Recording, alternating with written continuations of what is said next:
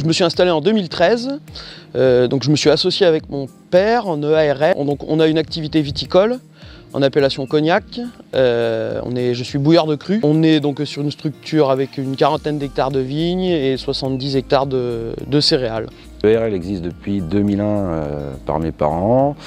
Et moi je me suis installé en 2007, donc ici dans le secteur de Réau, sur une surface de 15 hectares de vignes et 65 hectares de céréales. C'est vraiment les agriculteurs qui sont acteurs de la CUMA au quotidien et qui utilisent le matériel chacun chez eux. On travaille beaucoup en commun, que ce soit pour l'entretien du matériel, pour le travail quotidien. Je prends pour exemple l'activité vendange. Tous les adhérents de la CUMA travaillent ensemble et on va travailler les uns chez les autres, quoi. Donc sur la préparation en amont, montage de la machine, certains ont la partie pressoir, d'autres la partie machine à vendanger, d'autres la partie tombereau. On a quand même un intérêt financier qui n'est pas négligeable, c'est-à-dire qu'on arrive à diminuer notre coût à l'hectare par rapport à certains entrepreneurs ou par rapport à quelqu'un qui travaille tout seul.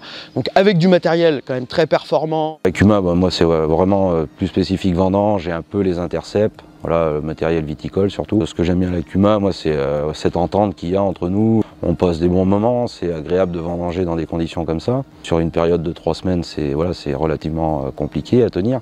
Que là, à plusieurs, c'est plus cool, on va dire, et on peut se relayer. Après, on a beaucoup de petits matériels.